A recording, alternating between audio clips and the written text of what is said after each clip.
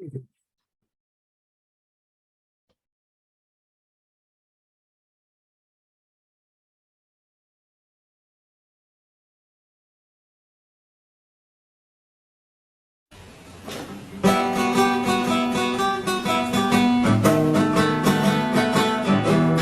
oriente y occidente de los valles marchan ya los maestros de Bolivia como ejemplo de valor. Los maestros de Bolivia como ejemplo de valor. Todos juntos lucharemos la canasta familiar. 100% jubilación, calidad de educación.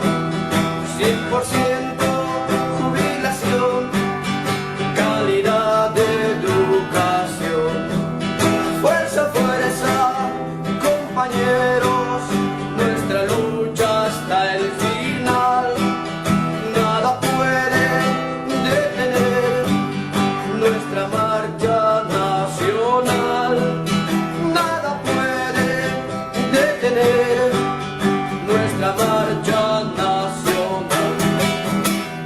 Muy buenas noches y bienvenidos a su programa Radio Rebelión en esta edición del 23 de julio del 2023. Muy buenas noches a todos, feliz Día de la Amistad. Buenas noches. Buenas noches, Miguel. Buenas noches, José Luis. Tenemos la presencia también de una invitada especial, la compañera Janet Alfaro. ¿Cómo están? Buenas noches, compañeros. Y bien, el día de hoy estaremos hablando sobre, bueno, el tema internacional, en la coyuntura internacional, sobre la situación de Perú, después de esta gran movilización que hubo el pasado 29 de julio, perdón, el 19 de julio, ¿no? Bueno, la tercera toma de Lima en general, que fue muy importante, y estaremos conversando sobre la situación de España. El día de hoy se realizan las elecciones generales en España, y bueno, esos temas a nivel internacional, y ya entrando al tema nacional, desde la perspectiva de los trabajadores, como siempre, estaremos hablando sobre la situación de Tariquía, donde se mantiene la lucha contra la destrucción ambiental. Justamente para eso tenemos una invitada especial, que es Janet Alfaro. Luego estaremos conversando sobre la situación de la minería, a partir de lo que ya pasó anteriormente, y bueno, en general todo este tema de la minería del oro, la contaminación del mercurio, el envenenamiento que se está dando en nuestros ríos, y bueno, toda esta temática para lo cual también tenemos una invitada para conversar sobre este tema. Luego estaremos conversando sobre la crisis política, a partir de, bueno, toda la situación, todo el ambiente electoral que ya se está generando en el país, necesidad de discutir y analizar, una vez más, denunciar el carácter de la ley de partidos, que es bastante antidemocrática, que impide la participación libre en elecciones. Nos estaremos hablando sobre eso. Luego tenemos un espacio sobre la situación del magisterio rural. El Frente Pacha Comunitaria está llamando un ampliado para la siguiente semana. Entonces, es un hecho muy importante. De igual forma, estaremos conversando sobre la convocatoria en Cochabamba, un APTAPI comunitario, para la siguiente semana también, donde participarán distintos sectores, distintas organizaciones sociales, en la perspectiva de, bueno, ir organizando algo que vaya a, bueno, superar y plantear como un intento de formar una alternativa en la situación nacional, ¿no? Y estaremos comentando también algo muy interesante, un lanzamiento muy importante, como es la publicación de un libro sobre toda la situación que está viviendo César Apaza. Esto nos estará comentando José Luis Saavedra, bueno, toda la tortura, bueno, la terrible experiencia que vivió y vive el compañero César Apaza. Bueno, como verán, un programa bastante amplio con varios temas, y bueno, de esa forma iniciamos. Entonces, bueno, vamos a comenzar con el tema, aprovechando la presencia de nuestra invitada Janet Alfaro. Vamos a hablar sobre Tariquía. Y vamos a comenzar conversando, bueno, viendo unos videos de lo que está sucediendo en Tariquía actualmente, y después vamos a conversar con la compañera. Entonces vamos a ir con los videos sobre qué sucede, cómo está la explotación y la contaminación en esta reserva natural.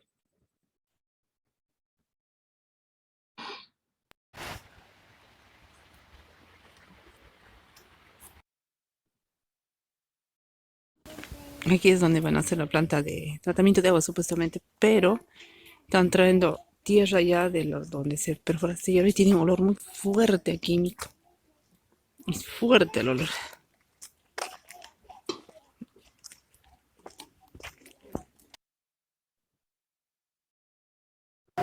Este es el pozo astillero. Ahí ven las casas prefabricadas. Este es el camino.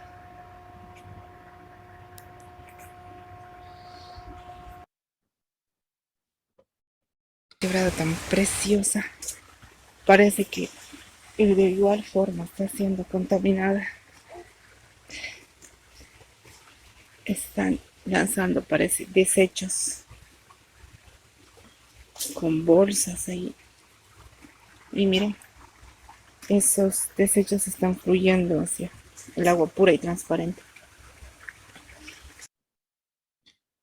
Bueno, ahí teníamos unas imágenes que justamente la compañera General Alfaro pudo tomar en el mismo lugar donde se está contaminando en general esta reserva. Y bueno, tenemos la presencia de General Alfaro desde Tariquía, compañera activista, defensora de este parque nacional durante bastantes años ya. Y bueno, le damos la bienvenida a la compañera Janet. Y bueno, quisiéramos que nos comente, nos va a comentar sobre la situación en general de Tarquía. ¿Qué es lo que se está viviendo? ¿Cómo está esta situación? Este, los nuevos abusos en contra de, bueno, del medio ambiente de esta reserva y cómo se está contaminando, ¿no? Pese a, bueno, al rechazo, a la lucha que hay en contra de esto y además a las mismas leyes que protegen estas áreas reservadas, ¿no? Y protegidas. Bueno, ahí estamos esperando que la compañera pueda establecer la conexión. Ahí está. ¿Cómo estás, Janet? Bienvenida. Buenas noches. Gracias por la invitación y por la entrevista. Muy bien. Janet, coméntanos, bueno, ahí veíamos un poco las imágenes. ¿Cuál es la situación actualmente de Tariquía? Bueno, la situación continúa igual. Sí, continúan perforando el pozo astillero. Hay menos movimiento. Da a entender que parece que no hay lo que esperaban. Ojalá no encuentren nada desde mi punto de vista. Pero están sacando desechos, ¿no? Porque solamente para la perforación utilizan muchos químicos, más de 1.600 químicos, las brocas. Esto ha habido una afectación al río, ¿no? Con la pesca, ¿no? Con los pescados, al río Tarija que queda cerca. Bueno, lo que yo quisiera llegar mediante ustedes a toda la población. Esto no es un chiste, se está destruyendo todas las fuentes de agua de Bolivia. Están asegurándose fortunas incalculables, tanto el sector de izquierda como de derecha, que están en función de gobierno o que son aliados políticos o que se dicen ser oposición.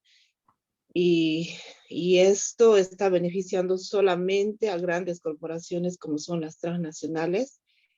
eh, Ahí dentro de la comunidad, mi persona, mi esposo y otras, nos declaramos antitransnacionales, porque ya no se puede tolerar más y estamos en guerra y estamos constantemente llegando a la gente de que Petrobras se tiene que ir de Tariquía, de Tarija. Como ambientalista ya no se puede tolerar más que se haga más exploraciones de hidrocarburos a costa de vida de personas, a costa de vida de bosques, de animales salvajes. O sea, ya no se puede tolerar. Se está exigiendo que se busquen otras alternativas dentro de lo que sería la política energética, porque estas perforaciones, explotaciones en hidrocarburos destruyen todo el medio ambiente y con ello destruyen la economía y la sostenibilidad de lo que es la vida dentro de de esta reserva y de todo el departamento de Tarija. Hasta el momento continúa todo igual, como ya les había dicho. Esta reserva es muy importante para Tarija.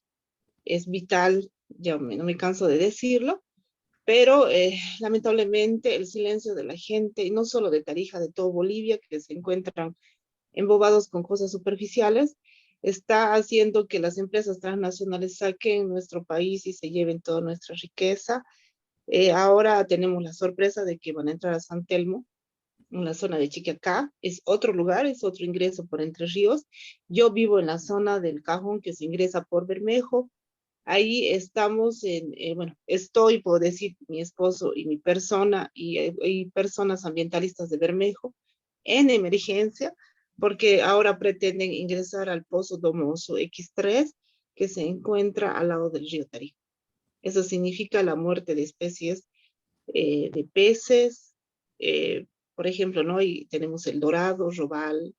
Si uno va al río se puede apreciar que el dorado, por ejemplo, salta en el agua, ¿no? Juega.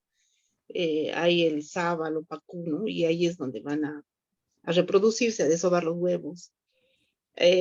Esto significa que el río Tarija ya no va a existir. Entonces, estamos viendo opciones de defender el río Tarija, nuevamente hablar con la gente de la comunidad, que ellos están ahorita por la situación económica, y no solo es esta crisis económica que se vive en el país, esto ya se lleva desde hace muchos años, la dependencia económica de Bolivia, eso no ha cambiado absolutamente nada. Da que las personas solamente están pensando que posibilidades de trabajo, ¿no? De que están esperando que la empresa pueda brindarles trabajo, porque nadie les brinda la seguridad y piensan que como ya no se puede hacer absolutamente nada, entonces lo único que les queda es pedir trabajo, pero no se dan cuenta de que se están matando, ¿no? Están permitiendo que destruyan su hogar. Y en cuanto a lo que es San Telmo y Chiquiacá, ellos se están organizando ya, son gente que ha luchado y que, bueno, mi persona ha estado presente ahí también apoyando como activista ambiental, como tarijeña. En 2019 se ha dado una lucha donde sí hemos logrado detener a la empresa petrolera Petrobras. Ha venido el gerente de Petrobras, Pompa Antunes. Lo hemos sacado prácticamente a patadas de Iquiqueca. Le hemos demostrado al gobierno de que no se iba a poder destruir la reserva, pese que había contratos firmados, pero esto se ha dado también con apoyo del exgobernador, ¿no? Y con toda la masa de Tarija, autoridades, pueblo en general, comité cívico, ¿no? Lo que hoy en día no contamos. Entonces, se está nuevamente reactivando la lucha en Chiquiacá, y mi persona y otros estamos viendo de defender el río Tarija, ¿no? Estamos ahorita en defensa del río Tarija, y la única opción que se puede analizar y ver es que salga Petrobras de Tariquía y de Bolivia, y bueno, y todas las transnacionales, porque dentro de la reserva hay unas peleas. Hay peleas en personas de que sí se dan cuenta que es importante el medio ambiente, pero necesitan trabajar. Y piensan que la única opción es trabajar con Petrobras o con YPF Chalco, porque hay una persona que se encarga de decirles que van a tener sueldos de 10.000 bolivianos, ¿no? De 9.000 bolivianos. Y cuando esta empresa ya habría ingresado, ellos no les dan el trabajo o les dan por 3, 4 meses. Entonces, la necesidad también hace que la gente deje de lado el tema ambiental y decida aceptar que ingrese la reserva. El lugar donde yo vivo, la situación es complicada para mi persona y mi esposo, porque hasta inclusive con su familia de él tenemos que enfrentarnos, porque ellos están de acuerdo que ingrese a la reserva. Ellos están esperando de que se les dé trabajo, si no se les ha dado un astillero, que van a ingresar a Churumas, que se les dé. Entonces muchos están con esa esperanza. Y este juego y esta manipulación está haciendo Petrobras, ¿no? No lo hace directamente, lo hace mediante operadores políticos. Tenemos uno ahí que se llama José Luis Gutiérrez Valdivieso, que es el presidente de Monitoreo Socioambiental, que no cumple su función como monitor, simplemente está ahí como terriente, y hemos tenido lamentablemente la experiencia de que quiere el señor avasallar tierras. Ayer nos hemos enterado y estamos esperando el informe del INRA de que está él creando una comunidad dentro de la reserva para supuestamente lotear terrenos que serían fiscales dentro de la reserva para así garantizar él tener el control y poder el manejar. Y bueno, lo acusan de que él está recibiendo dinero, eso se está investigando, no tenemos pruebas, la gente de la comunidad está desconforme con este señor. Ahora lo nombró presidente de monitoreo socioambiental también de Churumas, tiene muchísimo poder ahí por parte del MAS, del gobierno. Entonces ahí se vive una situación, bueno, terrible, insostenible. No podemos nosotros ahí como comunarios planificar, por ejemplo, sembrar, ¿no? Queremos hacer viveros para poder reforestar nuevamente, pero no tenemos ahora la garantía de nada, porque todos los ríos van a ser absorbidos, van a ser contaminados, y quizás no se pueda ni siquiera sembrar. De ser una selva, va a pasar a ser pantanos, ¿no? Abandonados. Entonces, yo pido a toda la población de que se sume, de que tomemos conciencia como bolivianos, tarijeños, como seres humanos, de que no se puede permitir de que este poder tan fuerte nos destruya. Han destruido Europa, ahora están en Latinoamérica, saqueando Latinoamérica y destruyendo todo. Y bueno, no podemos aceptar de que, bueno, la Tierra se va a destruir y tenemos que irnos a Marte. Eso es una locura, es una estupidez que ninguna persona en sus 5 sentidos puede aceptarlo. Lo que tenemos que hacer nosotros es que se vayan estas empresas, unirnos para que salgan de nuestro país, un país tan rico, que tiene, bueno, que tiene minerales, que tiene vetas que a nivel mundial supera todas las expectativas, y sin embargo se están entregando a empresas extranjeras, y al entregarse esas riquezas se encuentran en las áreas protegidas, ¿no? Ahora estamos realizando acciones legales, esperando que en cuanto se den, también se va a dar a conocer. Nos estamos manteniendo todo ahí, porque sabemos que se desbarata, ¿no? Cualquier cosa que se haga, se ha hecho acciones populares, nos han rechazado, o sea, todo, ya queda solamente pelear, ¿no? Y bueno, y tenemos que luchar como ha luchado quizás la gente en la dictadura, o sea, ya nos queda de que el gobierno y esas empresas se atengan a las consecuencias, ya no queda otra solución, ya no hay de forma pacífica, se trata de llegar a la gente, se trata de concientizar, y lamentablemente para el tema ambiental es difícil, porque no genera dinero, no genera riqueza, no genera como por ejemplo el show político que hacen, no solamente los políticos, los artistas, ¿no? De que tienen glamour, que están a la moda. Ese tema es vital para todos y lo estamos dejando de lado. Muchas personas lo dejan de lado porque no es tan importante, no te hace popular, no te hace cool, qué sé yo. Entonces creo que los jóvenes, todas las personas tienen que tomar conciencia para que sumarse a esta lucha, ¿no? Esto se podría solucionar en cuestión de un poco tiempo, bastaría que nos levantemos un día, dos, por ejemplo, en Tarija, todo Tarija, como ya lo hemos hecho la anterior vez, el 2019, que se ha hecho un paro cívico de solo un día, que se ha logrado detener el ingreso. Veamos qué va a pasar ahora, pero estamos en una situación terrible ahí, ¿no? Dentro de la reserva. Muy bien, muchas gracias, Janet. Sí, José Luis.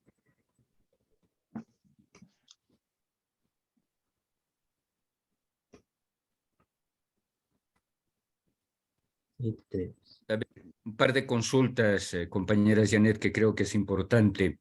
Lo hemos dicho ya en algún programa anterior, pero conviene reiterar, insistir, y yo diría hasta machacar, la importancia de Tariquía, no solo para los valles centrales de Tarija, sino en realidad, y usted lo ha dicho muy bien, para todo el país. Coméntanos un poco estas causas fundamentales de por qué defendemos Tariquía, porque es acuífero, porque es una zona húmeda, estratégica para el clima, para el régimen de lluvias, es una zona de recarga hídrica, para los valles centrales y en realidad por el efecto ecosistémico para todo el país. Esto como una primera cuestión. Segundo, entiendo, y en los videos acaba de mostrarnos usted que actualmente Petrobras y EPFB Chaco están ya haciendo exploración en Astilleros, que está ahí cerca de Bermejo, cerca de la comunidad del Cajón. Usted nos decía que se están expandiendo hacia San Telmo Norte, San Telmo Sur, estimo. Y también está en los planes de YPFB de hacer exploraciones en Churumas. Si podría comentarnos un poco estas zonas de exploración o explotación que está teniendo YPFB Chaco y Petrobras. Tercero, creo que conviene reiterar, compañera Janet, los efectos que ya está causando la sola exploración, ya con la sísmica hemos tenido efectos, deslizamientos, contaminación.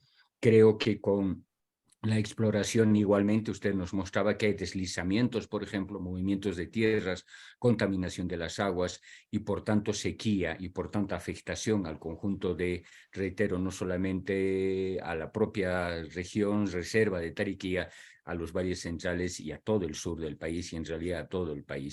Coméntenos algunas de estas cuestiones, compañera, por favor. Sí, claro que sí. Bueno, sí, van a disculpar, yo no lo había dicho porque, bueno, ya lo había mencionado antes. La Reserva Nacional de Flora y Fauna de Tariquía es vital, así como la Reserva del Aguarahue, que también lo han destruido. La Reserva Nacional de Flora y Fauna de Tariquía es vital para el Valle Central. El Aguarahue protegía el Chaco tarijeño. Sin embargo, el Aguarahue ya ha sido contaminado, ¿no? Por los pozos que ya están perforando ahí y los conflictos sociales que hay dentro con los indígenas, Huenayé. La Reserva Nacional de Flora y Fauna es vital para todo el departamento de Tarija por las lluvias, ¿no? Porque dentro de las reservas existen bosques tucumanos de los yungas andino y estos bosques, al ser boscosos, bueno, sobre todo en la zona núcleo donde yo vivo, no hay muchos habitantes, ¿no? 5 familias, yo les había comentado. Esa es la zona núcleo, donde hay mayor biodiversidad.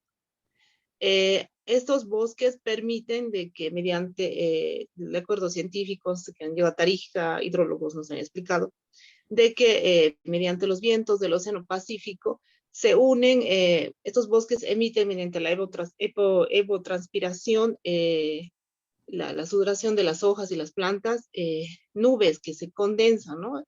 Esas nubes mediante los vientos se unen con las nubes de Sama.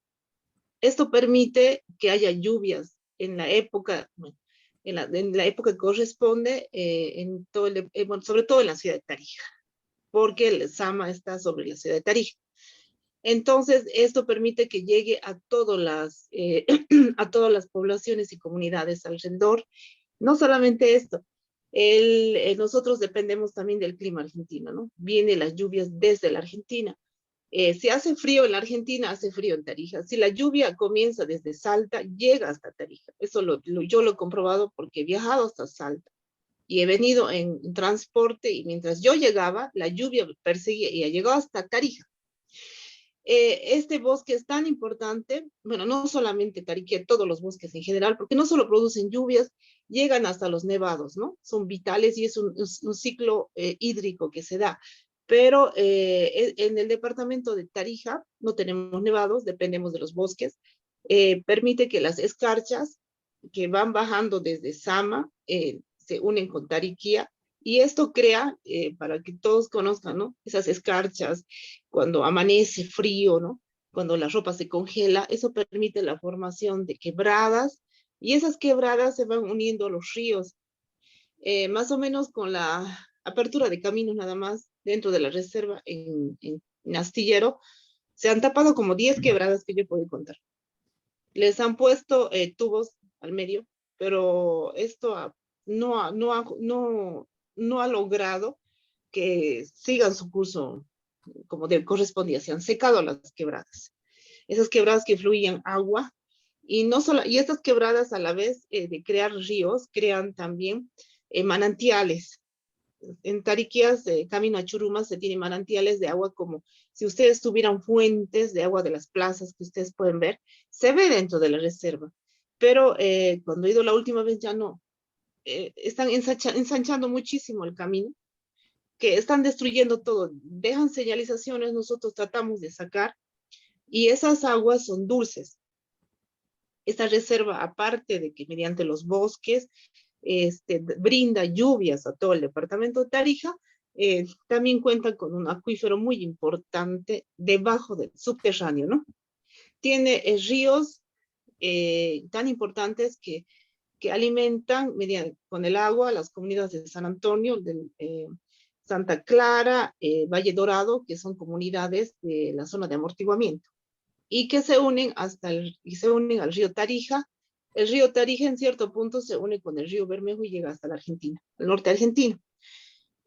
Ahora con la apertura de caminos se han cerrado, se han tapado quebradas, se ha destruido árboles. Sin embargo, sí había un camino que era un sendero, con los años se había cerrado.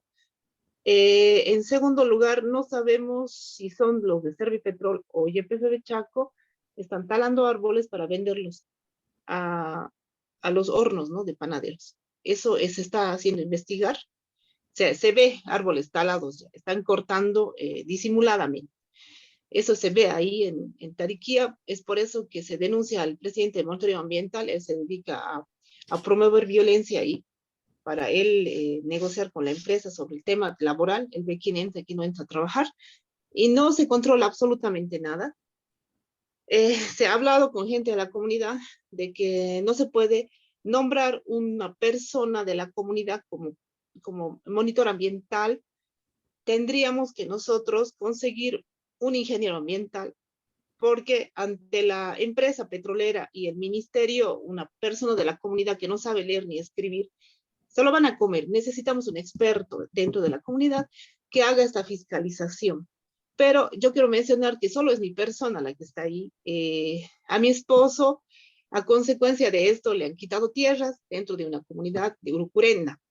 Por mi culpa, porque ellos señalan, viendo sus intereses personales, que yo voy a perjudicar estando casando con él. Bueno, que si mi esposo se mantiene en esta comunidad, mi persona va a perjudicar porque yo salgo a denunciar a la prensa, y que si yo estoy en esta comunidad, formo parte, por ser su esposa, ellos no van a poder acceder al trabajo que posiblemente les den en Churumas, que yo dudo mucho, porque ustedes saben que para perforar un pozo necesitan ingenieros, geólogos, y ese tipo de nivel profesional no hay en la comunidad. Ellos simplemente los van a tener de peones, quizás de volqueteros, así los contratan, ¿no?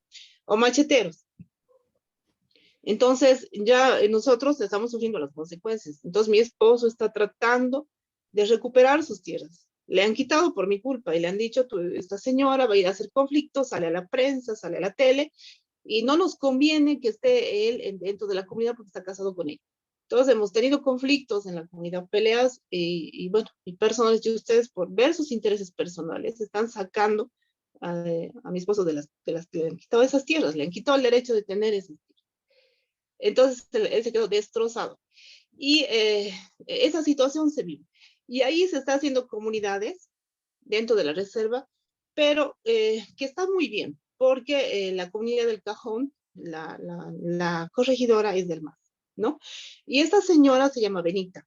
Esta señora es vicepresidenta de monitoreo ambiental, y dicen ellos que reciben sueldo de 10,000 bolivianos mensuales.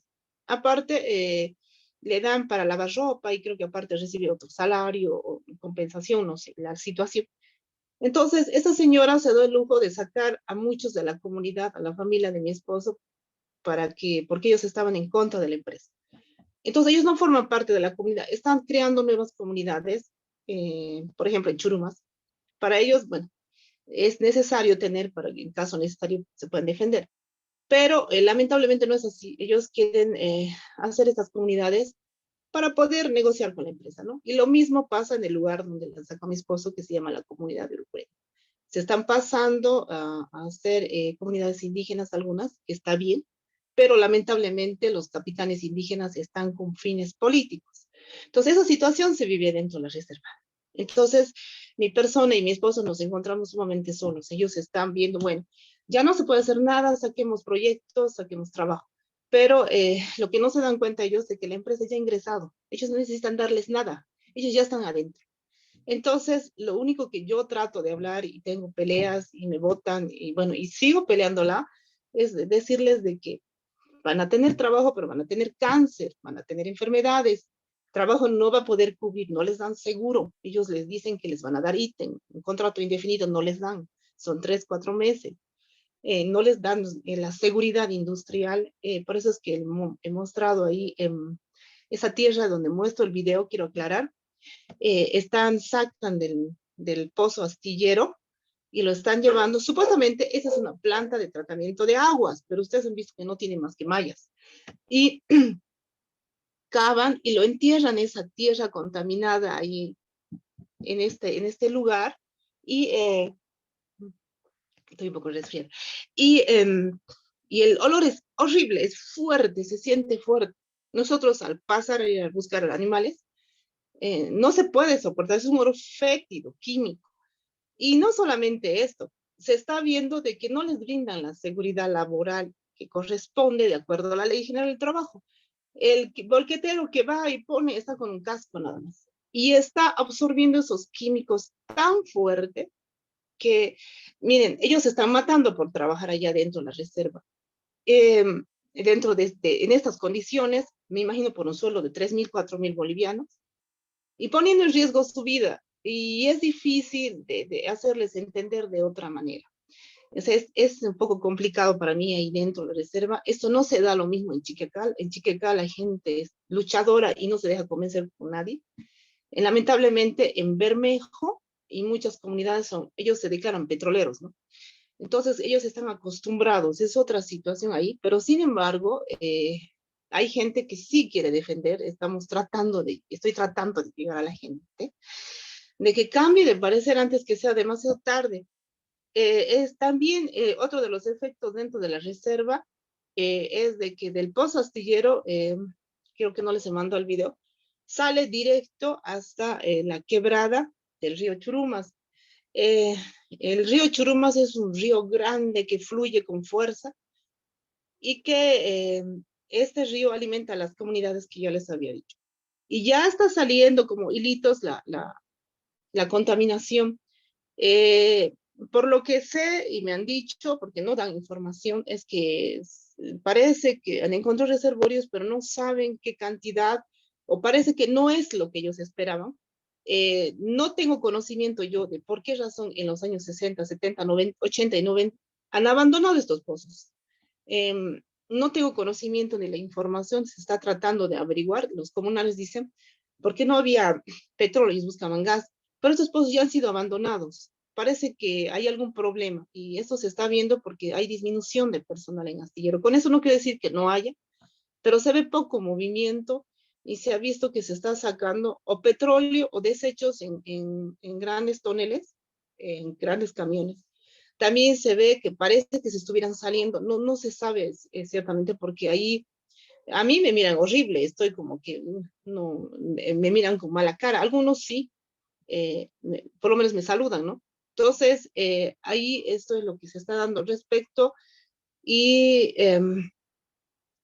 como ya les decía ahora, con la perforación del lomo oso, que era un pozo abandonado, donde han muerto cientos de animales, lo han dejado abandonado, han debido perforar, qué sé yo, unos 6.000 metros, o no sé, y lo han dejado abandonado, han muerto caballos, denuncian que han muerto vacas, porque ellos entraban como un pantano y se perdían. O sea, un caballo tan grande y nunca lo han tapado. Ese pozo quieren volverlo a reactivar. Y ese pozo está pues en la cabecera, al lado del río. Eso significa la muerte del río Tarija. Y de la importancia de la reserva es vital porque esa humedad, esa biodiversidad permite que haya los viñedos en todo el departamento, en el valle de Tarija, ¿no? En la comunidad del Valle de la Concepción, donde se vive prácticamente de los vinos. Hay industria aceitera, hay arroceros, la agricultura es muy importante en Tarija, se vende todo a nivel nacional, es muy codiciada las verduras tarijeñas, algunos productos tarijeños, ¿no? Como es el tomate, el ají, todo esto no va a compensar todo el daño que se va a hacer porque en vez de hacer reactivación económica se va a matar. No se puede hacer nada sin agua. El agua nos da todo, la tierra fértil. No se va a poder hacer absolutamente nada, nada, Yo me imagino, y lo digo aquí, que los primeros que van a quebrar son los primeros que han apoyado. Nosotros como ambientalistas hemos tenido peleas con la Caincotar, que es el sector empresario de Tarija, y estaban tan paradores y apoyando al viceministro de Exploración, que me imagino ahora que ellos van a ser los primeros que van a perder millones, porque la materia prima fundamental es el agro, ¿no? Y bueno, segundos serán los del sector campesino, que este año, según datos, va a haber mayores sequías y que va a haber que tomar previsiones, pero ante un lugar como Tarija, que no hay nevados, sin los bosques, sin lluvia, o sea, ni cavando no vamos a poder. En Tarija tenemos las reservas de Sama, el Rincón de la Victoria y Coimata, pero sobre todo son las de Sama, que son reservorios subterráneos de hace más de 6.000 metros. Eso abastece solo la ciudad de Tarija. Las comunidades no pueden, no abastecen, no llega el agua de Sama. Para que llegue a las comunidades dependen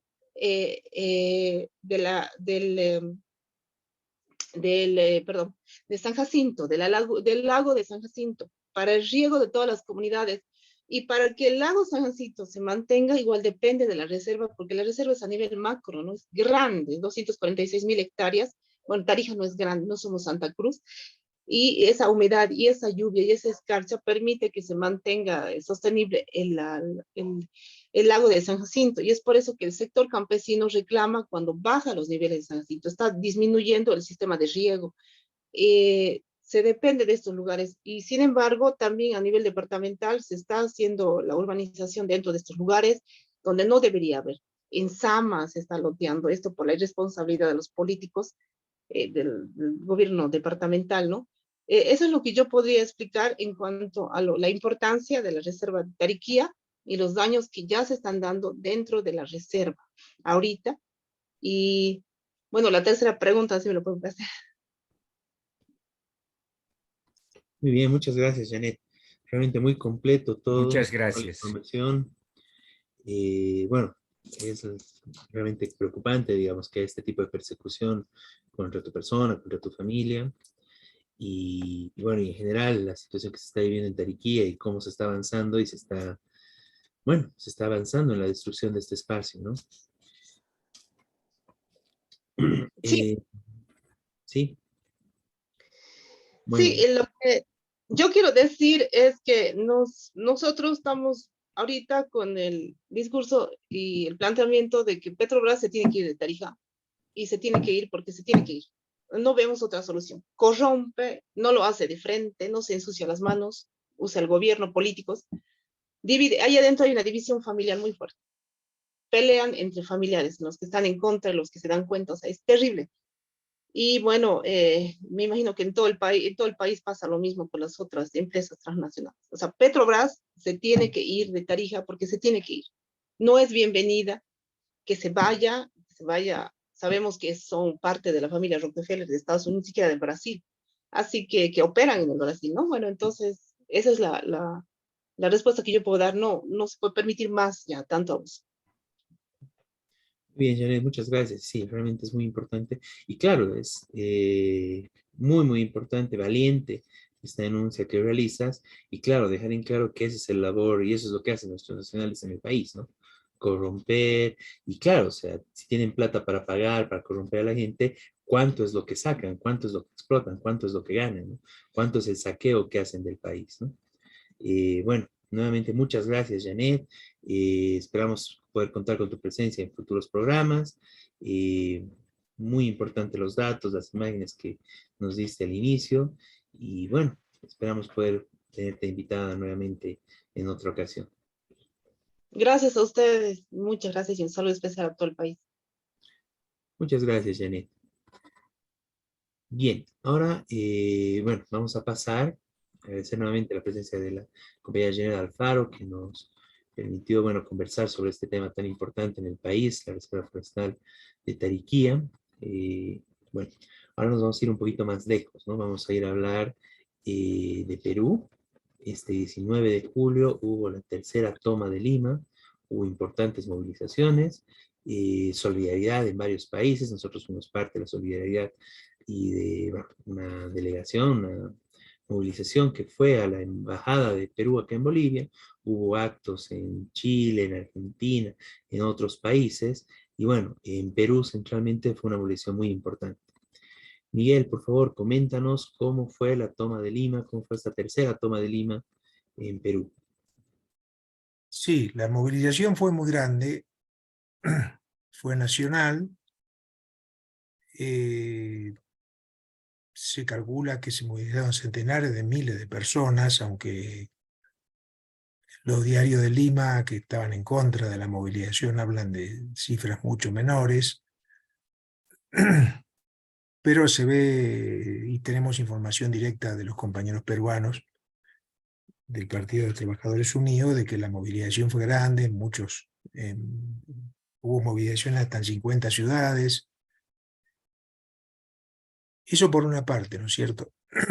El reclamo, aunque es heterogéneo, pero el reclamo de la mayoritario es que se vaya Dina Boluarte y se vaya al Congreso, que haya elecciones libres y una asamblea constituyente. Ese es el reclamo mayoritario, aunque es heterogéneo, como digo, porque, bueno, ahí vienen los inconvenientes que detuvieron la movilización de hace unos meses, que se terminó en marzo, justamente porque no hay una orientación clara, una dirección unificada. Y esto es un problema que, bueno, hay que tratar de superar en Perú, y están los compañeros tratando. Hay 3 coordinadoras nacionales distintas. Esta vez convocó también la CGTP, que es una central obrera muy disminuida, digamos, muy dirigida por el Partido Comunista, pero convocó, y ahora están convocando nuevas marchas para esta semana que viene. El gobierno actuó con un poquito más de prudencia, por decir así. Si bien dijo que no iba a renunciar, de que no quiere salir, de que, ¿verdad? Pero a la vez la represión fue bastante menor que los meses anteriores, justamente para no provocar, tenía miedo de provocar un levantamiento como ya hubo. ¿Y qué demuestra esto? Bueno, primero que la población trabajadora peruana que se levantó no está derrotada. No hubo un aplastamiento ni nada por el estilo. Que Dina Boluarte y el Congreso siguen con muy poca apoyo popular. Perú es un caso muy llamativo y que tiene que ver con la crisis mundial, pero es como más acentuado por la crisis de los antiguos partidos. Es decir, que es tremenda. Los últimos 5 presidentes fueron presos por robo. La gente considera que todos los políticos son ladrones, digamos. Casi no hay. Podríamos comparar algunas cosas con Bolivia, pero es mucho más aguda la crisis. Esto se mantiene. Es decir, la crisis abierta, siguen las movilizaciones. El Partido de Trabajadores Unidos está planteando la necesidad, claro, de una coordinadora única que agrupe a las organizaciones en lucha, porque esa es la garantía de que pueda continuar, que pueda avanzar. Porque ahora hay como un empate, es decir, el gobierno tiene que aceptar que lleguen miles y miles a Lima, pero a la vez no renuncia. Entonces, por supuesto que este reclamo de la gente tiene que ver con muchas cosas, entre otras cosas, causas económicas, sociales. Hay un deterioro grande en el nivel de vida de los trabajadores, de la población. Desde hace muchos años hay conflictos con la minería que está destruyendo la agricultura. Entonces también es un reclamo que se vayan a transnacionales, que se termine, hay una deuda externa muy grande que está perjudicando al país. Hubo un problema ambiental, que obviamente no tiene la culpa nadie en persona, pero de un ciclón, que causó un desastre y no hubo casi atención estatal para la gente. Bueno, se van acumulando los problemas, va empeorando la situación de la gente. Entonces, esto sí, la crisis sigue abierta, podemos decir. No estamos todavía, digo para ser bien objetivos, en la situación de rebelión popular que hubo hasta marzo, pero podría reiniciarse, ¿cierto? De hecho, hay coordinadoras, organizaciones en muchos lados, en muchas provincias, en muchos... Esta vez se movilizó también sectores del norte del país, más que la vez pasada, además de los del sur. Y bueno, y como dije, la CGTP hubo una presión de sus bases y se movilizó, que es más representativa de Lima, digamos. Entonces, la crisis sigue abierta, es muy importante esta movilización peruana. Yo quería agregar, aunque no vamos a desarrollar el tema ahora, que en la otra frontera, en el sur, en Jujuy, sigue también la crisis y las movilizaciones. Que hubo las movilizaciones lograron algunas cosas, quitar algunas cosas de la Constitución, de que estaban mal, y liberar a los presos, tuvieron que liberarlos, a la mayoría de los presos. Sobre todo los que iban a condenar, digamos, los que... Eso se logró, pero la gente sigue exigiendo que se salga la Constitución, que se vaya la Constitución. Entonces continúa la movilización. Bueno, esto quería mencionar de Perú y un poquito de Jujuy. Y por supuesto manifestar la solidaridad del Partido de los Trabajadores, que como decía Beto, hicimos una marcha el 19, el mismo día de la toma de Lima, hicimos una marcha ante la embajada peruana en La Paz. Muy bien, muchas gracias, Miguel. No, realmente es muy importante la lucha que está llevando adelante el pueblo peruano, pero claro, ¿no? Bueno, hay un cierre de todo el aparato estatal, con medios de comunicación, la Iglesia Católica de promedio, etcétera, para garantizar que continúe ese gobierno y que puedan, bueno, ver la posterior salida con elecciones, etcétera, ¿no? Y que no quieren ceder ante la lucha popular por echar abajo a ese gobierno y a ese parlamento corrupto bueno, represor y asesino, ¿no? Y claro, realmente es parte de una terrible crisis política que hay en Perú y que, bueno, esto va a seguir, ¿no? Y va a seguir adelante.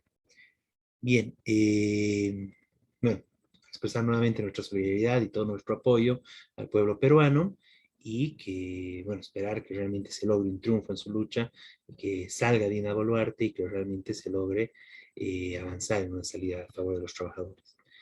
Bien, vámonos hasta España. El día de hoy, bueno, con el cambio de horas, resulta que ya tenemos bastante información al respecto, pero se realizaron las elecciones generales en España.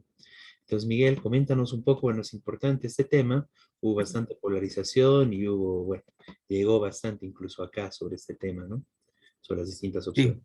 Bueno, sí, hay incluso noticias de que ganó el Partido Popular, perdió el comunismo, bueno, cosas así están saliendo en las redes. A ver, en España gobernaba la centroizquierda del Partido Socialista Obrero Español. Es un partido que gobernó con el capitalismo, obviamente no tiene nada de socialista, y causó mucha decepción en la gente por la crisis económica que está viendo también en España, desocupación, los jóvenes no tienen trabajo. Y ahora acaba de pactar, estoy hablando antes de las elecciones, un ajuste de 20.000 millones de euros con la Unión Europea, es decir, achicar los gastos estatales. Y esto se va a descargar inevitablemente sobre la gente. Bueno, esto provocó ya en las elecciones anteriores regionales un voto castigo. Mucha gente votó por la oposición, cualquiera que fuera, y también por el Partido Popular, que es el otro partido de oposición. El PSOE, bueno, y otro partido de centroizquierda que entró al gobierno, que supuestamente era más de izquierda, Podemos, casi se extinguió, digamos. ¿Cómo salió la elección ahora? Hasta ahora no se puede saber bien quién va a ser el primer ministro o el presidente en España, porque por el tipo de régimen político parlamentario necesita quien sea nombrado la mayoría de diputados, ¿no es cierto? ¿Y qué significa la mayoría? Bueno, obviamente la mayoría, la mitad más uno de los diputados, como mínimo. Si no, no puede gobernar. ¿Cómo es el mecanismo? El rey convoca a uno. Bueno, hasta ahora no se sabe. ¿Por qué no se sabe? Supuestamente, mejor dicho, el que sacó más votos es el Partido Popular, que es la derecha, centro-derecha, digamos, no es la extrema derecha. Sacó 136 escaños, diputados. El PSOE sacó 122. Vox, que es la ultraderecha, sacó 33. Sumar, que es centroizquierda, sacó 31. Y después hay otros 28 diputados de los regionales, que en general son nacionalistas, que podrían apoyar al PSOE, y algunos más de izquierda. Conclusión, no se sabe. ¿Quién va a ser? Va a haber unos días o hasta semanas de disputas, de discusiones, acuerdos, contraacuerdos, para ver quién gobierna España.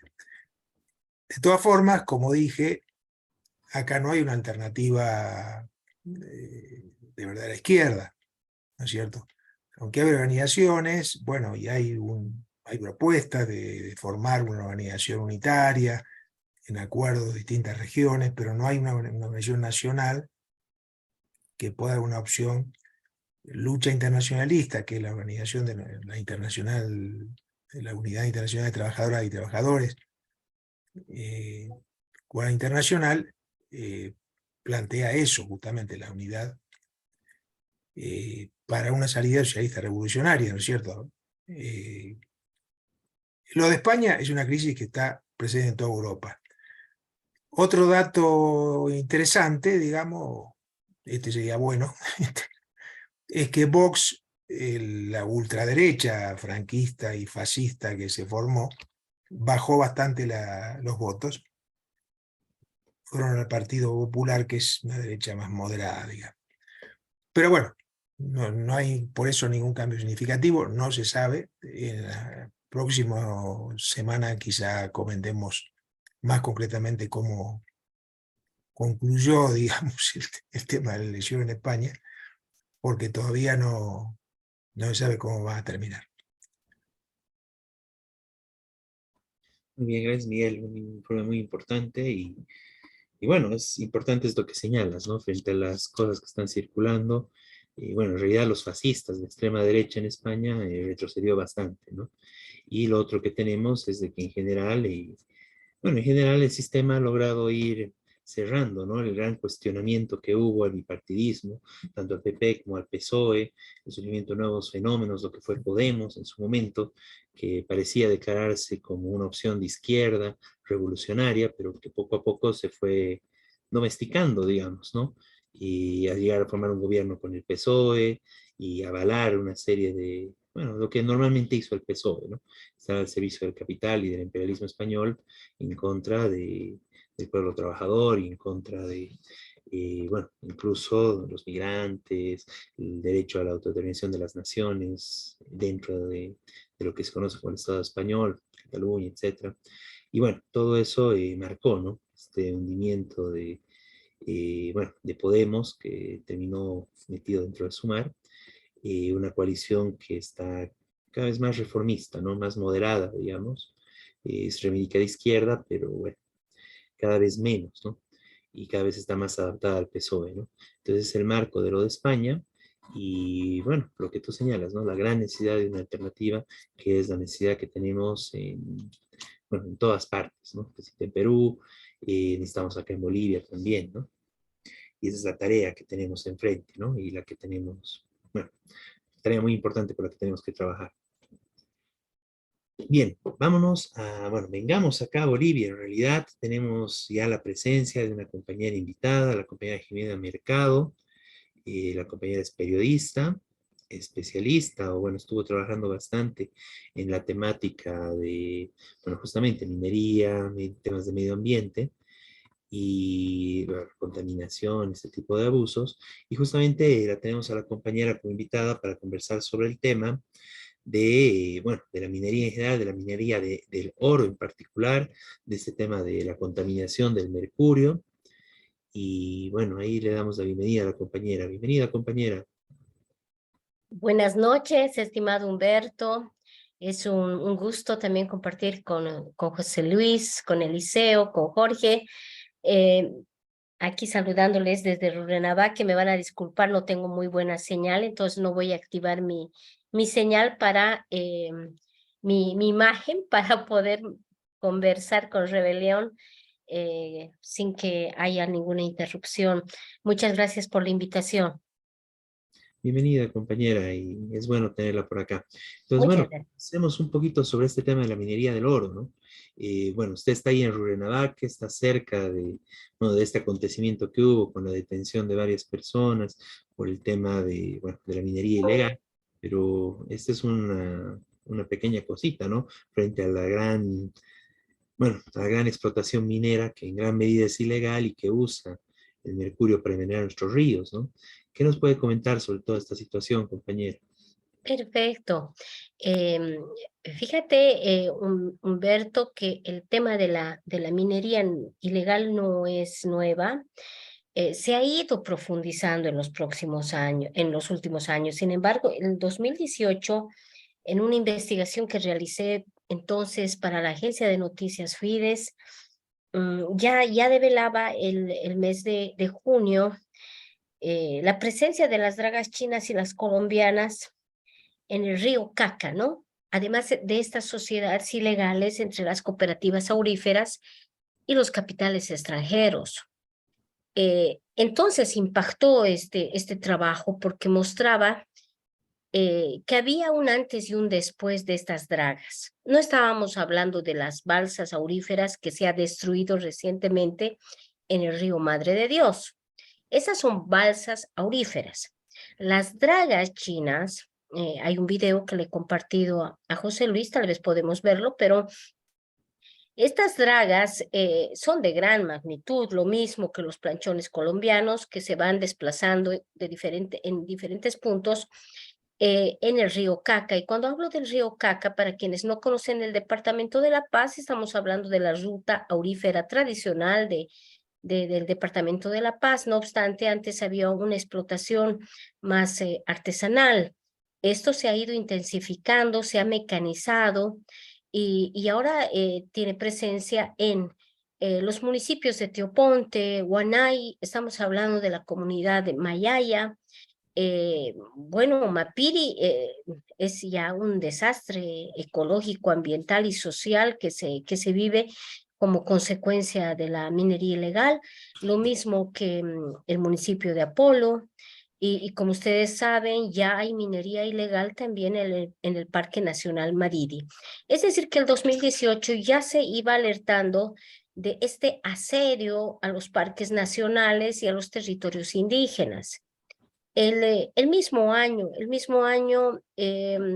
habíamos hecho un trabajo también justamente de Arcopongo, el caso de Arcopongo, esto es en la provincia Inquisibi, hablamos nuevamente del departamento de La Paz, y para llegar allá hay que viajar aproximadamente 12 horas por tierra, hay que pasar el municipio cocalero de la Asunta, y cuando llegas a Arcopongo, que es un cantón, ahí qué pasó, mineros igual, sin autorización minera, tomaron 50 cuadrículas de reservas fiscales.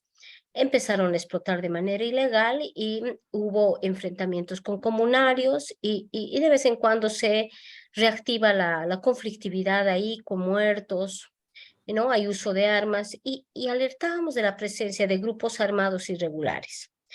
Tanto así que no hay control del Estado y no pueden ni siquiera ingresar a esta área personal de la gobernación, ¿no? Y hay informes también que corroboran esta situación, porque después de este reportaje también que realicé en mayo del 2018, una comitiva de la Gobernación de La Paz se trasladó al lugar y no les dejaron pasar, lo mismo que me sucedió.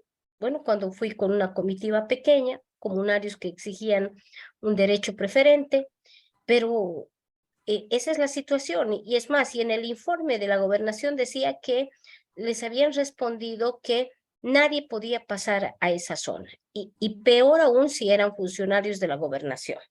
Es decir, que no se puede tener control de estas zonas de explotación aurífera en lo local, no en lo pequeño, ni en lo macro, ¿no? En lo macro se ha perdido el control casi total y lo que hubo en el río Madre de Dios puede interpretarse de muchas formas, ¿no? Que se atacó a la eslabón más delgado, de pronto que sí se afectó a capitales nacionales ilegales, no vamos a decir que son legales y no se puede defender lo ilegal.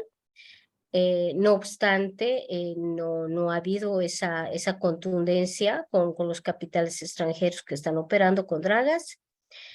Y el 2019, otra investigación develaba de la presencia de las dragas chinas que llegaron hasta Cachuela Esperanza, esto en el departamento del Beni, y esa vez llegaron de la mano de una empresa boliviana, Río Dorado, SRL, y lograron increíble. Esta empresa logró incluso la aprobación de la Asamblea Legislativa para explotar sobre el río Madre de Dios por 30 años.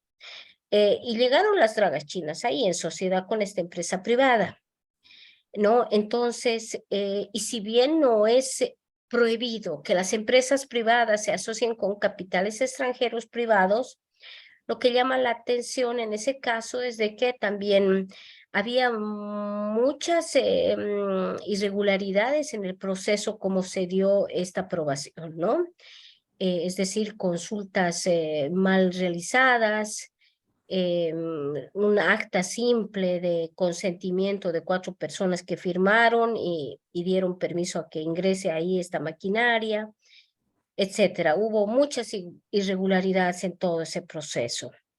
Y como consecuencia de todas estas presiones, por ejemplo, ya se advertía en el 2019 también, con otra investigación, que los tacanas, y esto en la TCO Tacanas 2, en la provincia de Iturralde, se estaban convirtiendo en mineros, como consecuencia de las presiones sobre su territorio.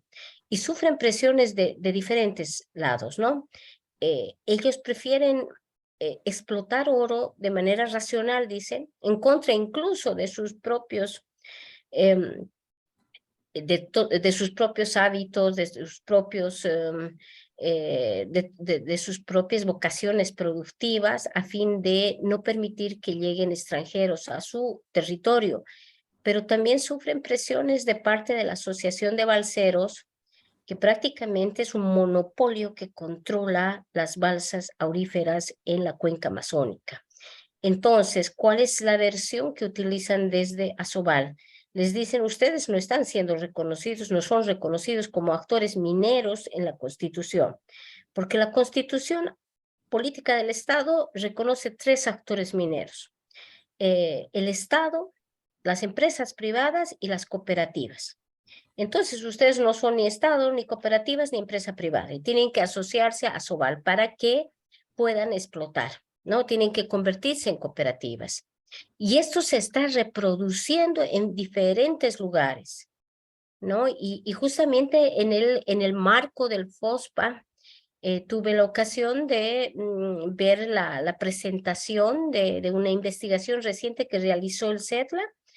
Alfredo Saconeta comentaba del caso de Ixiamas, donde también Tacanas, ¿no? Esta vez Tacanas 1 se estaba convirtiendo también en mineros, pero de una manera tremenda, ¿no? Porque ellos ya formaron cooperativas con capital incluso privado en unas sociedades así también un poco que llaman la atención, ya hay una explotación mecanizada, otras cooperativas que conservan un poco su esencia, etcétera, pero lo mismo, ¿no? Es como consecuencia de este boom del oro en sus territorios y cada vez lo toman con más entusiasmo convertirse en mineros.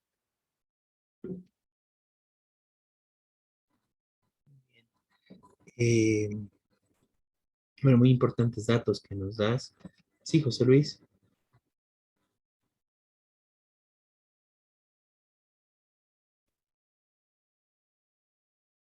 En este programa, importantísima la información que nos das. Una consulta hace unos días, creo que la anterior semana, el gobierno ha propuesto una especie de plan, creo, de mercurio cero. ¿Qué tan creíble es esta propuesta del gobierno, Jimena? Teniendo en cuenta que, de acuerdo al convenio de Minamata, ya deberíamos tener un plan de gestión pública en el sentido de ir reduciendo los altísimos niveles de reducción del altísimos niveles de mercurio, quiero decir. Primera consulta, entonces, ¿qué tan creíble es esta propuesta del gobierno de mercurio cero? Eso como una primera consulta. Segunda consulta, muy rápidamente, y quizás lo has dicho, estaba buscando tu libro para mostrarlo, de estas investigaciones que nos acabas de hablar, no lo encuentro por el momento. Pero quisiera que insistamos sobre estas propuestas que han ido emergiendo en los últimos tiempos en torno a la opción de no utilizar mercurio. Entiendo que en el Perú hay ya alguna experiencia de tratar el oro sin mercurio. ¿Hay algo de esto? ¿Hay alguna alternativa al uso, alternativa real, quiero decir, al uso del mercurio, dado los terribles efectos que tiene esto en el medio ambiente, en la salud, etcétera? Coméntanos algo de esto, Jimena, por favor. Perfecto. A ver, primera cosa, no es creíble el mercurio cero, definitivamente, porque estamos tan mal en el tema del mercurio que nos hemos convertido en campeones mundiales de importación de mercurio. Es decir, que están diciendo que de la noche a la mañana nos vamos a convertir en un país cero mercurio, es demasiado soñar, ¿no? Bolivia está importando alrededor de 200 toneladas año de mercurio y no se justifica la gran cantidad de mercurio que está ingresando al país. Hay otro elemento que el mercurio no está en la lista de sustancias controladas, ¿no? Por lo menos sustancias tóxicas en Bolivia, de tal forma de que pasa muy fácilmente por la aduana. Oscar Campanini, que ha hecho una investigación tan interesante sobre el negocio del mercurio en Bolivia, y alertaba de que era más fácil ingresar mercurio al país que ingresar o importar libros, ¿no? Entonces, eso. Pero por el otro lado, Naciones Unidas ya nos ha señalado como un país que no solamente está importando en grandes cantidades mercurio, sino que se ha convertido en el país centro del tráfico del mercurio de la región, con lo cual estaría frustrando los esfuerzos internacionales en el marco del cumplimiento del convenio de Minamata, que el convenio de Minamata no dice mercurio cero, lo que dice es ir reduciendo gradualmente el uso de mercurio para la explotación del oro. Lo que está sucediendo en Bolivia es de que estamos no solamente en el centro de tráfico del mercurio, sino con eso también Bolivia está alentando la minería ilegal en los países de la región y está generando un retroceso en el convenio de Minamata, ¿no? Entonces, sus impactos negativos son multiplicadores. Entonces, eso tenemos que tenerlo en cuenta. Lo otro, este año el gobierno presentó, junto con ONUDI, ¿no? Que es la parte más técnica de Naciones Unidas, y junto con el sector cooperativista, el Plan Nacional de Acción. En realidad, el arranque de lo que iba a ser la elaboración del Plan Nacional de Acción del Mercurio. Sin embargo, no había la presencia de los indígenas. ¿Cómo es que tú haces un plan para reducir el uso del mercurio que está impactando en territorios indígenas, que está impactando en áreas protegidas, sin la participación de los principales afectados? Eso es inconcebible, es inaceptable. Entonces, nuevamente se hacen las cosas a espaldas de ellos. Yo estuve ayer justamente en el marco de estas actividades del FOSPA. Se organizaron varias mesas temáticas y se organizaron varias visitas a comunidades indígenas para abordar diferentes temáticas, diferentes problemáticas también. Y yo decidí ir a la comunidad de Cejas. Es del pueblo de Cejas y la comunidad se llama Eguilloquibo, que habita sobre 10 hectáreas a las orillas del río Beni, esto en el municipio de San Buenaventura, departamento de La Paz, que prácticamente colinda con Rurrenabaque, ¿no? Y solamente hay un puente que divide estas dos poblaciones. Y ahí es muy grave la situación. El pueblo de Cejas ha sido totalmente ignorado por el Estado. Un pueblo que está en una situación de contacto inicial. Como es un pueblo que ancestralmente y milenariamente ha sido un pueblo nómada, que vivía siempre a las orillas del río, río arriba, río abajo, moviéndose de acuerdo a sus propias necesidades, fueron ignorados en el proceso de titulación de las tierras, de las TCOs, y quedaron sin tierra, sin territorio. Entonces la Iglesia Evangélica se conmovió de su situación y les donaron 10 hectáreas de tierra. No fue el Estado, 10 hectáreas. Ahí viven más o menos unas 50 familias, en algunas viviendas incluso 4 familias.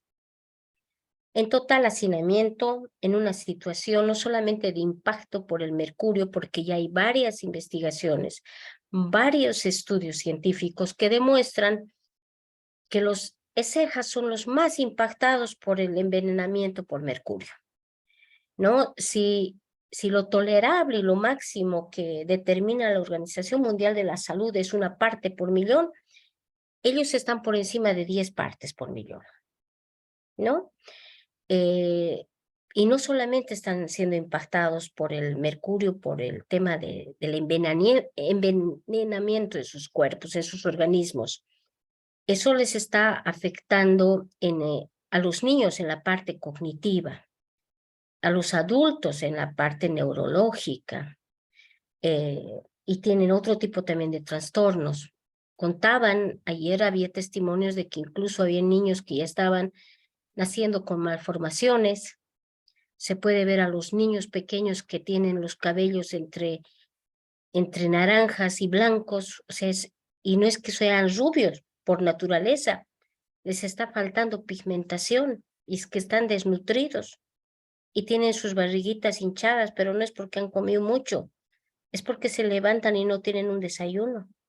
Se les ha afectado en su principal alimento de su dieta, que es el pescado. Decían que antes en un día pescaban 25 kilos de pescado. Hoy, con mucha suerte, llegan a tener entre 4 y 5 kilos en una semana. Se les está condenando a una pobreza, ¿no? Entonces, claro, y en medio de estos hay ciertos proyectos que quieren introducirlos a otras actividades, ¿no? Como el tema del cacao, pero eso tomará seguramente su tiempo, ¿no? Y se les quiere dotar algunas tierras para que puedan producir cacao, pero la realidad actual es esa de los Cejas. Entonces, y así como esta comunidad, hay otras comunidades, los tacanas, los mocetenes, los lecos que están siendo impactados por el mercurio.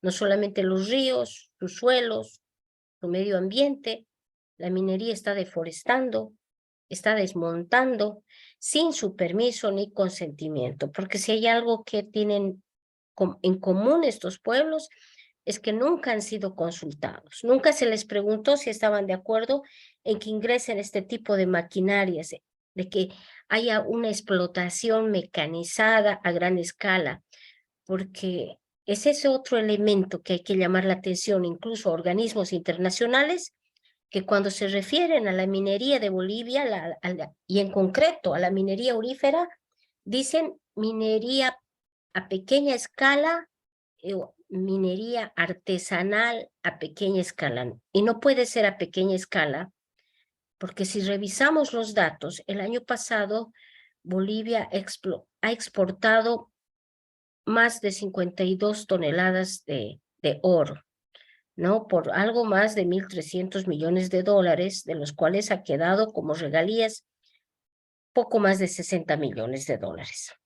Es decir, que ese es el costo que estamos pagando por tener esta minería ilegal, esta minería que no paga tributos, esta minería irresponsable con el medio ambiente y con la vida de la gente, ¿no? Entonces, esos son los datos que tenemos ahora.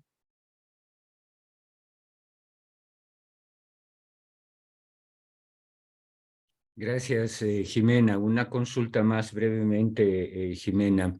Esto último que decías me parece extraordinariamente importante para que el conjunto de los ciudadanos y las ciudadanas de Bolivia nos interesemos por el tema del oro, que no solo es un problema de los indígenas, sino en realidad de todo el país. A ver, cuando intentan justificar el porqué de la minería, tanto el gobierno como los propios cooperativistas, es que dicen el tema de las regalías. Sin embargo, así fueran altas las regalías, el costo ambiental, el costo social y el otro tema, el tráfico de menores, el comercio sexual de menores, que también has abordado en alguno de tus trabajos, pero el costo social y el ambiental es inmensamente superior a lo que se pueda obtener como ganancia. Esto quisiera que nos comentaras un poco esta relación abismal que hay entre el pequeño impuesto que pagan, 3 o 4.8% creo, las regalías también que son, tú acabas de decir, los 60 millones de más de 3.000 millones que han exportado el año pasado, en relación con los costos ambientales. Y en relación con esto también quisiera que nos comentaras este hecho que las cooperativas son cooperativas y por ello tendrían derechos, diríamos, como el de no pagar impuestos, etcétera, cuando en la realidad, y esto tú lo conoces muy bien, Jimena, son empresas o, en todo caso, asociados a grandes capitales extranjeros, brasileños, chinos, colombianos, etcétera, y que por tanto están generando no solamente severas depredaciones, devastaciones ambientales, sino también esto que decíamos, el envenenamiento del agua, y esto sí nos tiene que preocupar al conjunto de los bolivianos y las bolivianas, por cuanto lo que estamos viviendo es un verdadero etnocidio, ecocidio en el norte de La Paz y en realidad en toda la Amazonía, la cuenca del río Beni, la cuenca del río Madre de Dios. Coméntanos un poco estas relaciones, por favor, Jimena. Perfecto. No, realmente este costo social, económico y ambiental que se está pagando por mantener este modelo de explotación aurífera ilegal es incalculable y es irreversible. Es decir, que los daños que se están ocasionando no se van a poder remediar. No va a haber dinero que remedie estos impactos. Estamos hablando en términos de impactos ambientales, de que estás matando esos ríos. Cada vez hay menos especies de peces, ¿no? En el río. Cada vez están más cargados de mercurio. Entonces, estos peces que se están comiendo en estas comunidades ya están llevando la enfermedad a las comunidades. Lo otro, estás deforestando, estás desmontando y eso no lo vas a poder remediar. Es más, la otra amenaza tan latente y tan vigente es la introducción de las palmas aceiteras, es decir, que se va a destruir bosques para introducir palmas aceiteras en estas regiones amazónicas y cambiarle la vocación productiva forestal a otra, ¿no? Que va a ser prácticamente de plantas introducidas para producir los biocombustibles que no tienen nada de amigables ni nada de bio, ¿no? Eso por un lado. En el tema de la trata, eso es terrible. Ese ya es un daño social que se está generando porque primero hay mucha ineficiencia. En la policía, ineficiencia. En la fiscalía, ineficiencia. No hay una articulación entre estas instituciones del Estado para combatir de manera seria y de manera metodológica a esta realidad. Se sabe y se conoce que las niñas están siendo explotadas sexualmente y comercialmente en la ruta aurífera, en la ruta que está vinculada con la minería aurífera. Pero no son capaces, desde el Estado no hubo intervenciones en estas zonas rojas. Todos conocen que hay desde prostíbulos, lenocinios, hay zonas de explotación sexual en campamentos mineros, pero no hay una intervención decidida desde el Estado. En off, incluso algún jefe policial nos comentaba, y yo digo porque esto sí lo hemos hecho con Guara Vargas, que ella es fotoreportera, y con ella hemos hecho este reportaje que titula De la Paz a Mapiri, de la extracción del oro a la explotación sexual de menores en la ruta aurífera, ¿no? Entonces, nosotras hemos llegado incluso a víctimas reales que nos han dado su testimonio. Y un jefe policial decía que la gente que está prácticamente en estas zonas siendo de matones o de guardaespaldas, están más armados que la policía, ¿no? Y no es la primera vez que escucho algo de eso, ¿no? Porque en el gobierno de Evo Morales, el exministro de Defensa, Javier Zabaleta, reconocía que habían zonas que ya estaban siendo controladas por organizaciones criminales y que no era fácil hacer operativos contra la minería ilegal porque ya los funcionarios de la JAM y también los efectivos de la policía y los uniformados de la naval eran recibidos a dinamitas, ¿no? Y que ya habían zonas controladas por organizaciones criminales. Y cuando hablamos de la minería ilegal, tenemos que hablar de que es un delito transfronterizo, que se vincula con otros delitos como es el narcotráfico, como es el delito de la trata y tráfico de personas, como es el tráfico de armas. Entonces, obviamente que estamos hablando de un mal mayor, ¿no? Entonces, realmente es iluso creer que va a haber de la noche a la mañana una política seria contra la minería ilegal, más aún cuando un ministro de Medio Ambiente señala que no sabían, ¿no? Que no sabían de que había minería ilegal en el río Madre de Dios, ¿no? Entonces, si tenemos autoridades de ese nivel, de que desconocen la realidad de lo que está sucediendo en su territorio, en su país, estamos hablando de autoridades que están trabajando desde el escritorio y no conocen la realidad de lo que pasa en el país. Entonces, ¿cómo pueden atacar este tipo de delitos? ¿Desde el escritorio? No, no va a ser así. Entonces, realmente estamos desprotegidos como sociedad. Y las comunidades indígenas mucho más, ¿no? Están necesitando de nuestro apoyo. Es el momento en que las organizaciones de la sociedad civil, las que se están convirtiendo en los canales, en los puentes para hacer conocer, y sobre todo, en este caso, los periodistas, de sacar a la luz la voz de estas comunidades, ¿no? Que están realmente desprotegidos, asediados, arrinconados. Y lo que tú decías no es exagerado. El tema del etnocidio se provoca pues como consecuencia de estos desplazamientos, ¿no? Si estos pueblos son desplazados de sus territorios como consecuencia de impactos ambientales, de inseguridad, etcétera, obviamente los estamos condenando a la muerte y a la desaparición. No es exagerado. Muy bien, muchas gracias, Jimena. Muchísimas gracias, Jimena. Sin duda hay varios otros temas para conversar, pero quisiéramos contar contigo en próximas ediciones para seguir conversando sobre esta problemática grave, gravísima, y mejor aún viniendo de personas que como tú han estado investigando in situ en los lugares, viajando a los distintos lugares, de la minería, de la explotación del oro, etcétera. Por todo ello, muchísimas gracias, Jimena. Muchas gracias a ustedes por la invitación, un gran abrazo y siguen adelante, José Luis, porque también yo respeto mucho tu trabajo.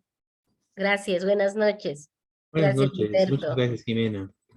Saludos. Un abrazo. Bien, bueno, un tema muy interesante, muy importante realmente, más o menos, bueno, en el marco de lo que sucedió recientemente, de todo el tema de los arrestos y todo eso que pone justamente ese tema de mercurio, del cual vinimos hablando en el programa ya hace bastante tiempo, lo pone, bueno, en tema central de los medios y de la discusión del gobierno, ¿no? Y al respecto, bueno, es importante señalar que, como bien señalaba Jimena, pues el problema es muy grave, ¿no? No es nuevo y es raro, digamos, que el gobierno haya sacado este tema. Y claro, tiene que ver un poco esto con la crisis política, ¿no? En el sentido de que todo lo que está diciendo el gobierno de que cero mercurio, etcétera, es falso, ¿no? De la misma forma igual que está yendo a perseguir o está atacando a sectores, bueno, la gente que está trabajando ahí para ganarse la vida, digamos, ¿no? Y no ataca a los sectores grandes, ¿no? Y esto básicamente es parte de la pelea y de los ajustes que están haciendo ya con un carácter más electoral, ¿no? Y es bastante falso, digamos, este tema de una lucha que el gobierno esté dando contra el tema del mercurio, ¿no? Es más como, mucho más probable, justamente por las declaraciones de Evo Morales, etcétera, que esto es una forma de tratar de ajustar y presionar a los sectores cooperativistas para que se alineen con Arce y no con Evo Morales. Y una vez logrado esto, bueno, ahí quedará el tema de mercurio y seguirán contaminando libremente, ¿no? Porque es muy extraño que justo ahora salgan con una medida de ese tipo y que no están efectivizando realmente lo que deberían hacer, ¿no? Como es cortar la venta libre de mercurio, ¿no? Lo que decía también Jimena, ¿no? Es más fácil conseguir mercurio en Bolivia que, no sé, es facilísimo comprar eso, ¿no? Entonces, realmente, bueno, es eso, ¿no? Es parte de la pugna politiquera y no se va a soluciones de fondo. Y eso es lo que nosotros necesitamos, ¿no? Soluciones de fondo que transformen en toda esta situación de contaminación, de la minería del oro, etcétera, ¿no? José Luis, ¿deseas comentar? Sí, reiterar el agradecimiento a Jimena y creo que conviene que escuchemos a gente que como Jimena está investigando, está en los lugares mismos de los hechos, así que es importante. Lo último que decías es importante, ha habido denuncias, sobre todo de los Tacana, CRTM y varios otros pueblos que en esta reciente intervención y detención, la policía ha utilizado extrema violencia contra los humildes trabajadores, contra los obreros, contra los peones, diríamos, ¿sí? Y lo que varios han observado, fíjense que ni un solo chino ha sido detenido. Es igual que los operativos de narcotráfico, ningún pez gordo cae, ¿no? Igualmente en esto ningún gran empresario ha sido detenido, ¿no? Claro. Y además que han destruido balsas, no las grandes dragas. De más de 300 dragas que están operando sobre todo en la cuenca del río Beni y del río Madre de Dios, el 95% de estas dragas son ilegales y que además operan, ojo, con diésel subvencionado. por el propio gobierno o Estado, ¿no? Pero esto no ha sido, estos grandes intereses capitalistas no han sido tocados en absoluto, sino han sido reprimidos, gente humilde, gente trabajadora, que ni siquiera sabía que si su ámbito de trabajo era legal o ilegal, y se habían dicho que era legal, ¿no? Pero es gente trabajadora, por tanto son nuestros compañeros, nuestros hermanos los que han sufrido, como siempre, la represión policial. También hay que decirlo esto, y exigir que el gobierno, si realmente tiene intención de hacer algo contra el envenenamiento por el mercurio, tiene que empezar atacando los intereses de estos grandes empresarios que no solo trafican con nuestros recursos, sino además nos están envenenando el agua, etc. Y un primer tema que tendría que ver el gobierno es el tema del diésel. ¿Cómo es posible que subvencionemos a la minería ilegal, no con un litrito, ingentes cantidades, toneladas de diésel, que son los que mantienen estas dragas ilegales que están operando en el río Beni, en la cuenca del río Beni, afluentes, y también en la cuenca del río Madre de Dios? Entonces ahí hay varias temáticas que conviene que los vayamos analizando. En cada programa se puede ir viendo, creo, algún aspecto más específico, pero definitivamente esta es una problemática muy seria en el país porque nos afecta a todos. Muy bien, sí, muy cierto, José Luis. No, y la solución va de fondo. Bueno, ahí también añadir, ¿no? No se tocó brasileros, colombianos, chinos, nada, ¿no? Y el tema central que, bueno, es importante señalar, ¿no? Esta situación y esta forma de explotación viene desde el neoliberalismo, ¿no? Cuando hubo la relocalización y, bueno, prácticamente es no totalmente libre, pero casi, ¿no? La explotación minera en general y, bueno, y de eso da pie a que haya justamente un montón de minería ilegal, ¿no? Y justamente eso se necesita, lo que se planteó en las anteriores luchas, incluso de la misma Central Obrera Boliviana, de la Federación de Mineros hace bastantes años, desde que se están sometidos con el gobierno, de la necesidad de nacionalizar la minería boliviana y de que todo se organice desde el Estado, ¿no? Y que no haya esta libertad para que los empresarios hagan lo que quieran en algún lugar ilegal, en otro lugar legal, y bueno, todo este igual caos que hay con el tema de las cooperativas mineras, que además, bueno, justamente recrean mecanismos empresariales de corrupción y de vulneración de derechos, etcétera, ¿no? Entonces, bueno, es un tema muy profundo y, bueno, con seguridad estaremos hablando sobre esto en futuras ocasiones. Bueno, a partir de esto, justamente es importante conversar un poco sobre la crisis política que se está viviendo en el país. Y, bueno, justamente se decía que este tema de la minería del oro, esta represión que hubo, podría tener que ver con esto. Pero además está, y es un tema que está planteado, se habla de muchos proyectos, muchas agrupaciones que quieren legalizar para poder competir en las elecciones. Sin embargo, el gran obstáculo es de que esto está prohibido actualmente, no se puede mediante las leyes electorales. Es muy difícil sacar la personería jurídica para poder competir en las elecciones en este país, además de una serie de medidas restrictivas que el gobierno ha puesto. Básicamente es por eso que incluso las principales fuerzas de, bueno, de derecha del país, como Comunidad Ciudadana, como Creemos, que se están reuniendo y están viendo cuáles van a ser sus candidaturas, sus declaraciones de mesa, etcétera. Bueno, ni ellos tienen la personería jurídica, ¿no? Están utilizando personerías jurídicas prestadas. El único gran partido actualmente que tiene la personería jurídica es el MAS, ¿no? E incluso el mismo MAS, o tenemos que recordar la historia de esto, es de que el mismo MAS solo obtuvo su personería comprando una personería que estaba ahí, ¿no? De las personerías que hay de alquiler o para comprar, ¿no? Como hoy en día hay varias, ¿no? Pero ni ellos pudieron sacar su propia personería jurídica hasta que entraron al gobierno. Y una vez en el gobierno recién lograron hacer esto, ¿no? Entonces, de esa forma, el MAS logró presentarse elecciones. Bueno, este tipo de hechos realmente es pues, una cuestión totalmente antidemocrática y en el gobierno el MAS la brindó aún más, ¿no? Lo hizo aún más antidemocrático con, bueno, con distintas medidas, entre las cuales se incluye, por ejemplo, el hecho tan contrario a la historia del país como que un candidato a presidente no puede ser también candidato a diputado, ¿no? Recordemos que ese fue el mecanismo mediante el cual Marcelo Quiroga Santa Cruz fue creciendo, se hizo conocer y pudo dar su pelea como diputado y también siendo líder y candidato de su partido. Lo mismo hizo Evo Morales en su momento, pero hoy en día eso está prohibido. Y en general, si no se tiene el aval del gobierno que trabaje que trabaja y dirige la Corte Electoral, o si no eres millonario, es muy poco probable que logres sacar la personería jurídica en el país para poderte presentar en elecciones, ¿no? Es la realidad concreta, eso es lo que se ha visto. En general, todo lo que están manejando y como se ven en las declaraciones de los distintos sectores, lo que se quiere es mantener un monopolio de la representación política entre los que ya están, ¿no? La única novedad que se está planteando en las elecciones es ver si se logra dividir el MAS y si se divide el MAS, con qué otra sigla irá el sector que quede en minoría, ¿no? Ya sea Evo Morales o Arce, ¿no? Y se está hablando del PC1, etcétera. Pero fuera de eso, es, claro, con el aval gubernamental y desde el Estado se podría dar esa situación.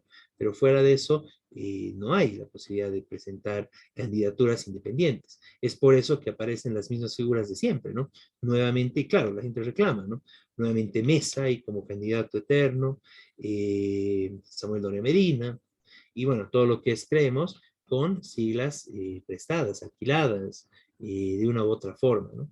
Eso es justamente una limitante totalmente antidemocrática que impide la participación del pueblo trabajador y de los distintos sectores de los trabajadores en las elecciones y que justamente mientras exista eso no se puede hablar de una verdadera democracia en el país y no se puede hablar de una verdadera representación democrática, porque es importante que todos los sectores que deseen participar puedan hacerlo. Y eso no está permitido con la actual ley de partidos en el país. Es por eso que parte de la lucha democrática en Bolivia es justamente eso, ¿no? Exigir el cambio de la ley de partidos y que se pueda permitir participar en elecciones libremente a las personas, ¿no? Como corresponde, como se esperaría en una democracia, sin tantas trabas y sin tantas, bueno, exigencias, ¿no? Como es, bueno, aparte de la cantidad elevadísima de firmas, todo el filtro que hay en la Corte Electoral que impide, bueno, el Tribunal Supremo Electoral ahora, que impide realmente que se pueda legalizar esto, ¿no? Bien, eso es importante como parte de la situación de crisis política que se vive en el país, de denunciar y, bueno, plantear que es necesario transformar eso para garantizar las mínimas condiciones democráticas en las elecciones en este país, ¿no? Mientras no haya eso, realmente es una situación muy antidemocrática donde se establece un monopolio de, de la política en algunas manos solamente. Bueno, vamos a continuar, ya lo tenemos presente acá al compañero Eliseo, para hablar sobre lo que está convocando el Frente Pacha Comunitaria.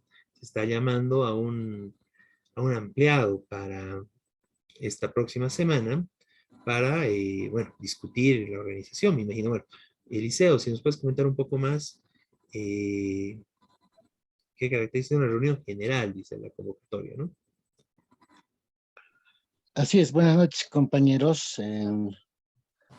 El Frente Sindical Revolucionario Pacha Comunitaria, que se ha organizado desde el principio de esta gestión, ya con principios sindicales basados tanto en los estatutos orgánicos como también basado en las bases, en defender los derechos de las bases, está avanzando en ese sentido.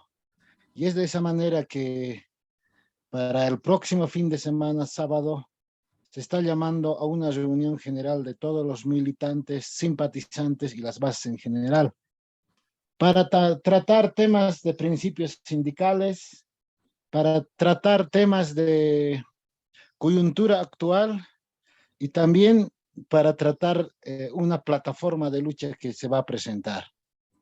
Y en ese sentido, los compañeros que están a la cabeza de este frente están llamando a esta reunión general para que todos podemos estar presentes, ¿no? Sábado 29 de julio a horas 9:30 en la sede de la Federación de Maestros Rurales del Alto. Pues quedan invitados, pues, ¿no? Todos los maestros, maestras que trabajan sobre todo en el área rural. Si bien es cierto, en muchos casos ya se han trasladado sus fuentes de trabajo, pero con aquellos compañeros que siempre están pensando en la voz contestataria y revolucionaria, estaremos realizando esta reunión en el que tendremos, aparte de la reunión, otras sorpresas más, ¿no? Eso, Beto y compañeros. Muy bien, muchas gracias, Eliseo. Y bueno, muy importante esta convocatoria de los compañeros de Pacha Comunitaria, el mayor de los éxitos en esta reunión. Y bueno, de igual forma se está convocando para en Cochabamba, igual para la próxima semana, a un APTAPI comunitario, ¿no? Esta convocatoria se hace, bueno, a partir de la experiencia ya que hubo con un anterior APTAPI comunitario, realizado en La Paz el 30 de abril, en homenaje al Día de los Trabajadores, y se continúa de esta forma, tratando de generar un espacio de discusión, de confraternización entre distintos sectores sociales, luchadores, activistas, que en general están buscando alguna alternativa frente a la situación actual del país, ¿no? Frente a esa falsa polarización que hay entre masistas y su oposición de derecha, ¿no? Entonces, bueno, esta convocatoria también es muy importante para el 29 de julio, que se realizará en Cochabamba, igual a la que se invita a todos los compañeros que puedan asistir y que puedan ser parte de esta confraternización y esta construcción comunitaria de una alternativa y una discusión, y ir avanzando en construir desde los distintos espacios y desde las distintas discusiones una alternativa para lo que necesita el país, ¿no? Bien, bueno, teníamos un punto más, pero bueno, ya nos quedamos un poco sin tiempo. Lo veremos seguramente la próxima semana. Se está preparando un libro sobre César Apaza, y ya se publicará este libro, sobre, bueno, todos los abusos que sufrió el compañero. Dejaremos ese tema para la próxima semana. Y bueno, de esta forma vamos concluyendo su programa Radio Rebelión en esta edición del 23 de julio del 2023. Bueno, muchas gracias a todos los que nos siguen. Y bueno, muy buenas noches, Miguel. Buenas noches, Eliseo. Buenas noches, José Luis. Buenas noches, Jorge. Buenas noches a todos.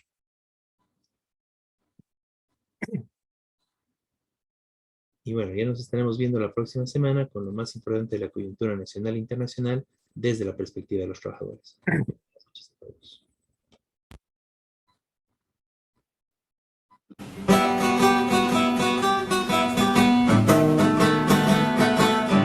Desde oriente y occidente de los valles marchan ya los maestros de Bolivia como ejemplo de valor.